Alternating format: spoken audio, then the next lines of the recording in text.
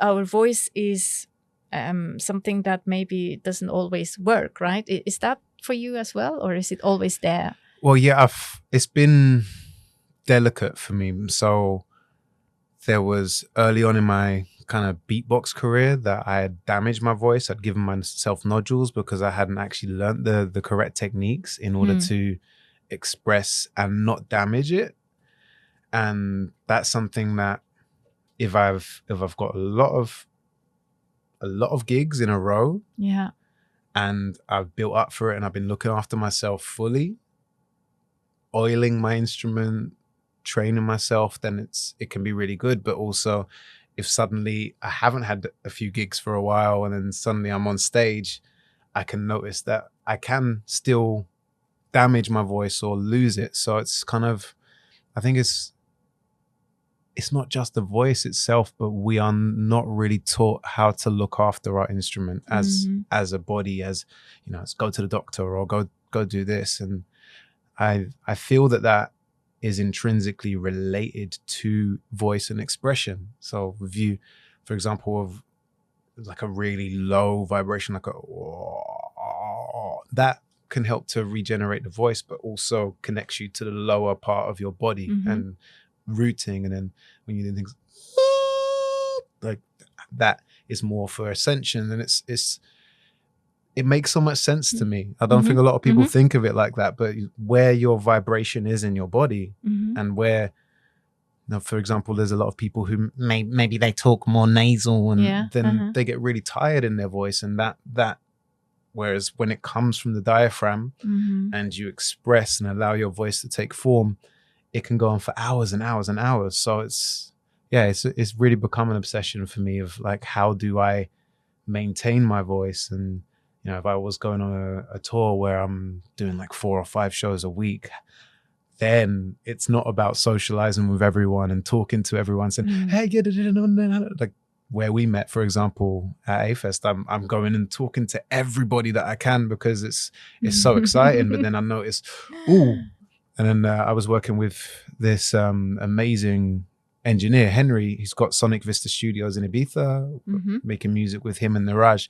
And he's like, no, man, when you see the best vocalists, they will not be anywhere. They'll be in the back. They'll be doing their vocals. They'll be warming up. And it's like that restriction to say, this is an important instrument. It's not just my blah blah machine. It's something that, for example, when I did damage my voice, I had to, for the first time, think, what happens if I damage my voice? What happens if I no longer can express in the way that I am? And yeah, I'd find another way to express. The whole body can be a voice. The eye contact, the expression is voice. But it really reminds me how important this instrument is and how delicate it is. And it's, you know, it's also such a vital part of us, the throat, like in terms of how it could be damaged or how people lose their lives through things related to this part. So it's strong and it's delicate. And yeah, I am very, very grateful that I have a voice and that I'm able to use it.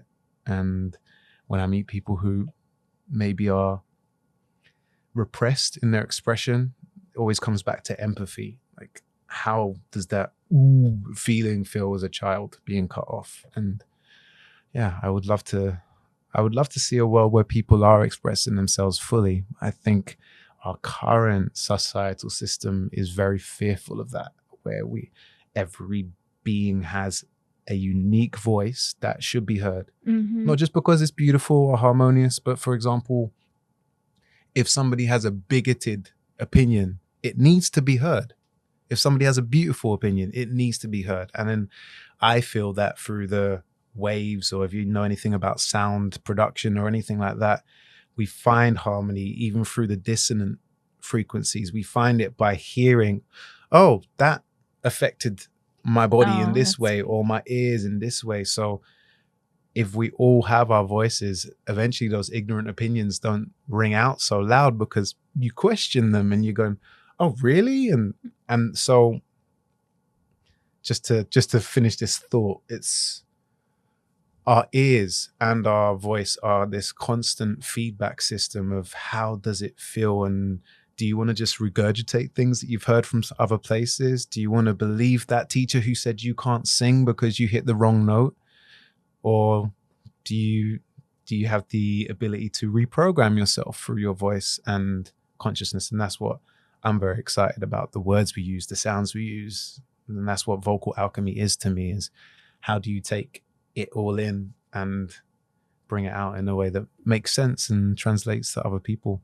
So yeah, it makes people feel. That's what's happening for me right now. I see you're creating images for me. You know what you just mentioned about everyone expressing themselves as themselves, and then having that sound or just these different sounds coming together, and waves, I think you said, right? And coming together into one.